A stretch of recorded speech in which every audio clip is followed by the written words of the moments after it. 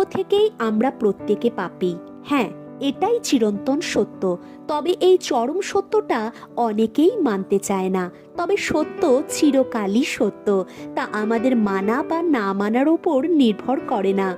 পবিত্র বাইবেল থেকে আমরা যে সত্যটা জেনেছি তা আজ খুব সহজে বাস্তবিক কিছু অভিজ্ঞতার সাহায্যে আপনাদের সামনে তুলে ধরব। এর আগে সকলের কাছে অনুরোধ, চ্যানেলটিকে অবশ্যই সাবস্ক্রাইব করে দেবেন। অনিচ্ছাকৃত জন্ম থেকে আমরা সকলেই পাপী।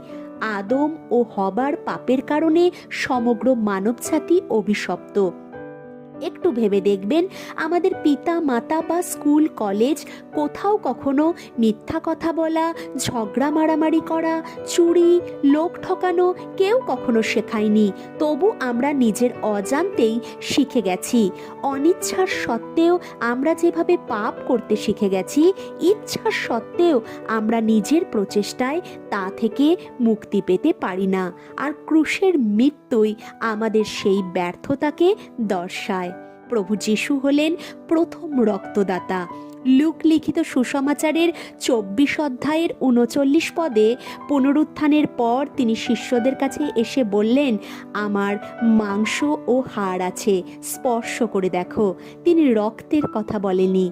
আসলে তিনি তার শরীরের সম্পূর্ণ রক্ত মানবজাতির উদ্ধারের জন্য প্রবাহিত করেছেন।